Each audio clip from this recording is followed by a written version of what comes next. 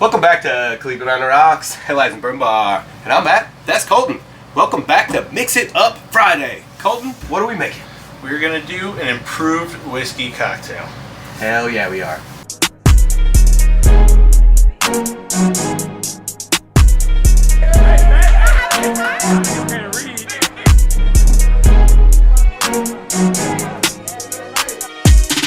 Welcome back, guys. So, Colton, what do we got going on here, buddy?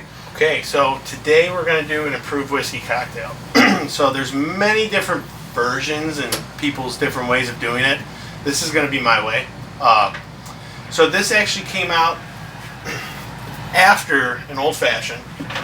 So this is when, back in the late 1800s, people would order an old fashioned, but they started getting better liqueurs from Europe, Jamaica, stuff like that, and they had access to better things. They didn't just have bitters and ice and sugar.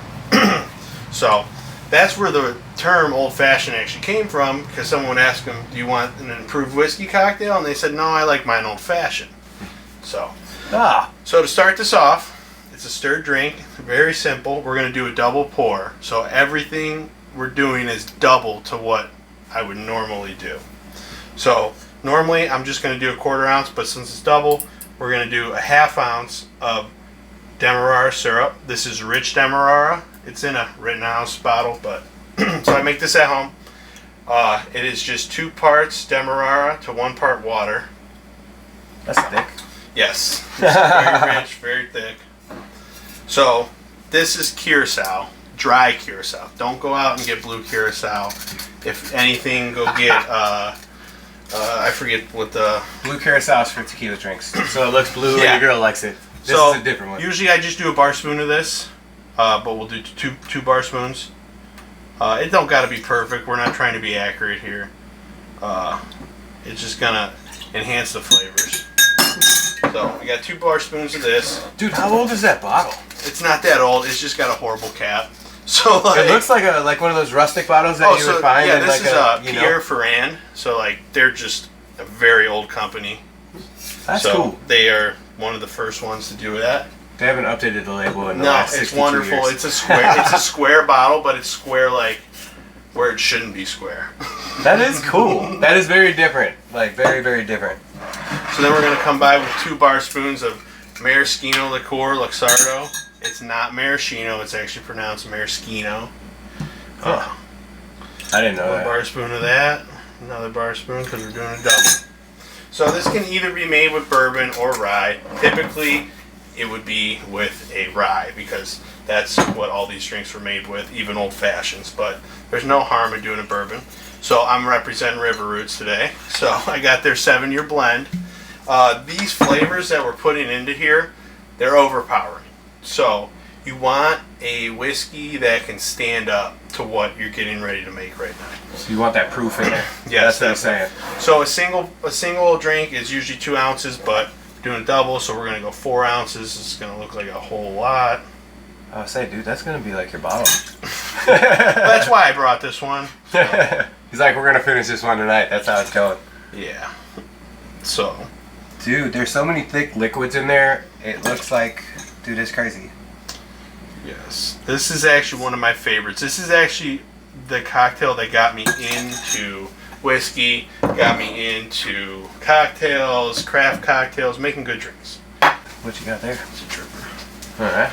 Absinthe. You need absinthe. Ooh. We got some of those sitting around here. So this is just a dripper bottle. I didn't feel like bringing a whole bottle of Pernod. I use just regular Pernod. It doesn't have to be the super fancy one. But you're just going to throw a few drops in there. And you're just going to want to mix and shake the glass up. You're just rinsing the glass, but I don't dump the rinse because it's supposed to stay in the cocktail.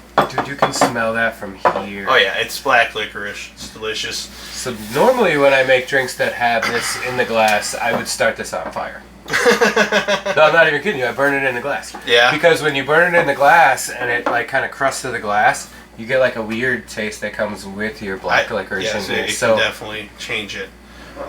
So this is a bottle of Angostura, but it does not have Angostura bitters in it. I'm using Bogart's bitters. So this is actually the bitters that you would have found in the late 1800s.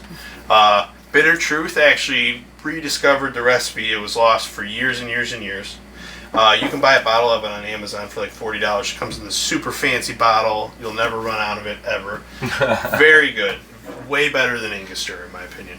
So we're just going to do 1, 2, 3, maybe 3.5 dashes of this. That just enhances it a little bit, just like your old fashioned.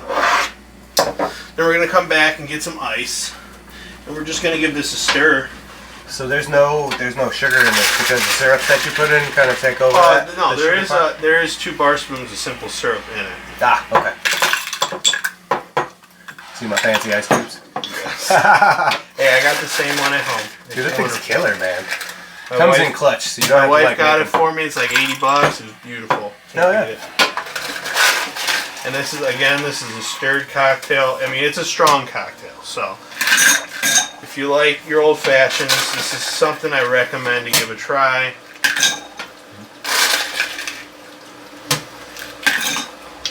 And then we are gonna stir it until your hand cannot take it anymore.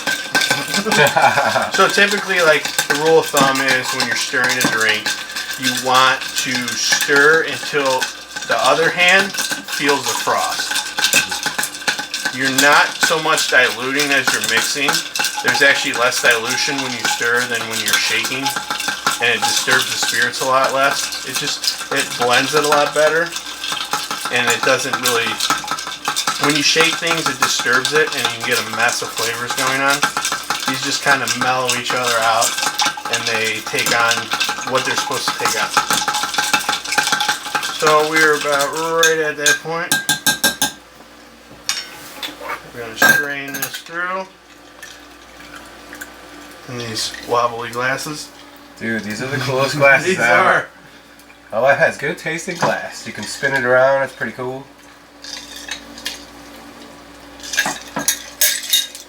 And we're just going to come through with a nice little lemon garnish. Throw it in there. Express the oils onto the cocktail. You can even do a wipe just to get the essence of the oil in there. So, you want to give that a try? Absolutely. Dude, thank you, brother. I appreciate cheers. it. Cheers. Cheers, guys.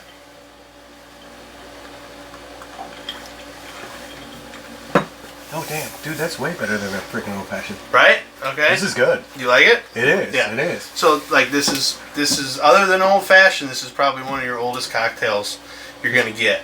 This is solid. They knew what they were doing back then. They I did. feel like this is they killer. kept it simple. I mean, this is probably the most complex thing that came out of the 1800s. So they kept it really simple. They didn't screw around. They knew what flavors were good. Again, you get a look. Simple syrup. Yeah, that's hella good.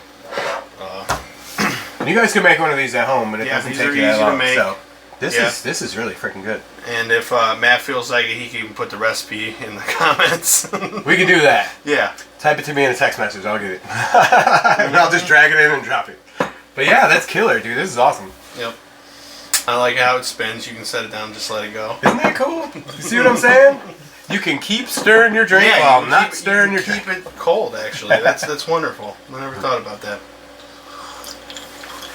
So there's like a lot of complex flavors in that, right? It is, because this is deep and it's still thick. Yeah, but there's just a lot of things hitting you. It is. So this is the first time I've ever done this cocktail with River Roots blend.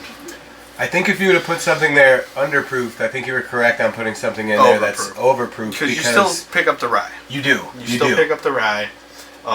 You can do an 80 proof. I mean, one thing I've learned in making cocktails is don't waste a bunch of money on your base spirit, meaning your whiskey, your gin, your rum. You can. I'm not saying don't, but that's not where you're wanting to taste. You're wanting to taste your liqueurs. Spend the money on your liqueurs. Get good liqueurs. Get good bitters. Don't skimp on that, and your drinks will always be amazing. Okay, so hopefully you guys enjoy these. Let me know if you do down in the comments. That'd be awesome. Let me know what your favorite cocktail is, and let me know if you're going to make this at home, because that would be killer. So hopefully you guys are out there doing something super cool. Make sure if you're out there with your friends, you're not drinking and driving. Yeah. Make sure you like, share, subscribe, Instagram, YouTube, Facebook, TikTok, do all them things. Let us know if there's a video you want to see of a drink that you really like. Yeah, I can make them all, guys. Hell yeah. Get you a shirt, man. Do it big. Please subscribe to Brunswick Barrel Junkies if you want to follow. We are a barrel picking group on Facebook. Just give us a like, and other things are coming up. Cheers. See you guys next time.